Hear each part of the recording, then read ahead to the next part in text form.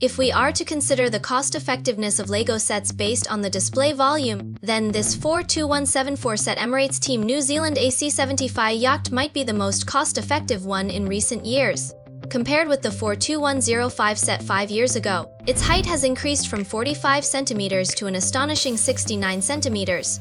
Although there are only 962 pieces, it has managed to achieve the linkage of the angle of the front sail, the linkage of the angle of the mainsail, the control of the curvature of the mainsail, the linkage of the T-shaped hydrofoil, and rich functional linkage play styles such as the linkage with the power winch.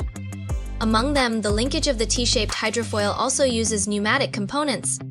Through the pneumatic switch, it is possible to simulate the hydrofoil postures of the yacht in different scenarios.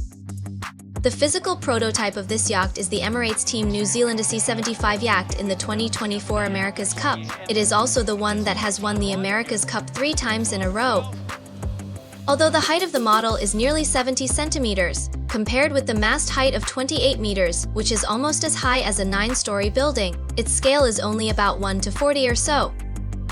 So in this video, we're going to take a detailed look at its internal working principle. The color box, just like the yacht, is designed in this vertical style. The emblem of Emirates Team New Zealand can be seen in the upper right corner. And as can be seen in the lower right corner, this is a set designed for those aged 18 and above.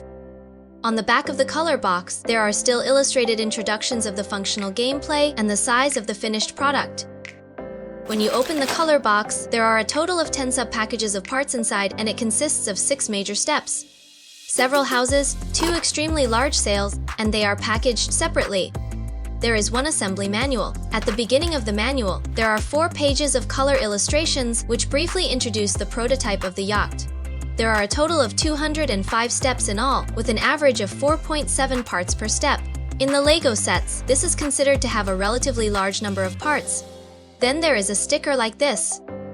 In terms of new parts, apart from the exclusive parts like the sail, the concave surface technological panels with the section of 2x3 and numbers 5741 and 5742 make their first appearance.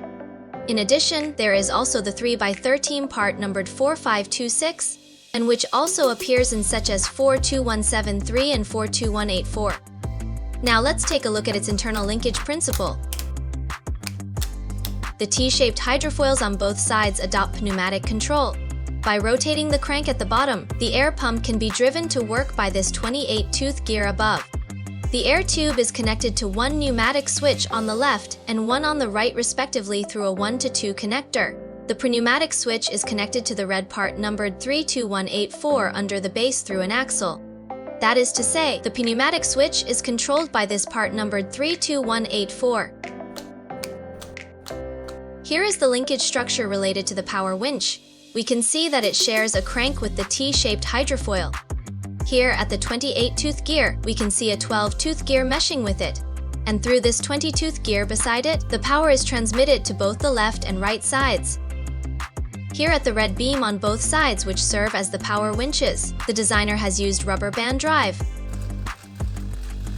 After installing the yellow pneumatic push rod, the linkage structure of the T-shaped hydrofoil is completed. We can also do a test here.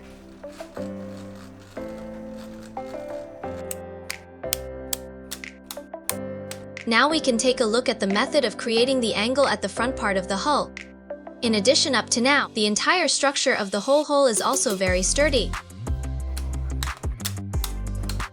Here is the relevant linkage structure for controlling the angle of the mainsail. It also adopts rubber band drive. Meanwhile, the rubber band is wound one more circle around the ball head of the crossbar. Here in front of the crossbar, we can see a set of gears set with a ratio of 20:12. The brown axle on which the 20-tooth gear is located will be connected to the mast at the back, which can play a linkage role in adjusting the curvature of the mainsail. And the 12-tooth gear here only serves to increase the friction force. In addition, it is worth noting that the designer has also tilted the entire structure to simulate the approximate 5-degree mast inclination angle of the AC75 yacht. Specifically, it is achieved by rotating the red part numbered 87082 here in the middle and pressing down the front part of the crossbar at the other end. The control structure for the angle of the front sail is very special. You can see that here in the middle of the hull, there is a winch device on each side. By rotating the winch, that is tightening the rope. Correspondingly, the inclination angle of the front sail will be reduced. And inside we can also see a shock-absorbing part. Its function is to provide a continuous thrust that increases the angle in the front direction. So when we rotate the winch in the opposite direction, that is loosen the rope. Correspondingly, the angle of the front sail can be increased. It takes approximately 4 to 6 hours to assemble this yacht. The final finished product is indeed very eye-catching due to its huge size and the extremely striking red and green color scheme. In addition, when it comes to the themes of land vehicle carriers, during the assembly process, one will occasionally encounter some structures that seem familiar. As an extremely niche theme in the LEGO Technic series, this yacht set will definitely not have such a situation. There won't be any similar structures that make you feel as if you've seen them before during the assembly process. It is also somewhat similar to the previous 42145 Airbus set. Indeed, the sense of surprise during the entire assembly process is quite strong. Well, how do you guys evaluate this set? Let's meet in the comment section. See you in next video.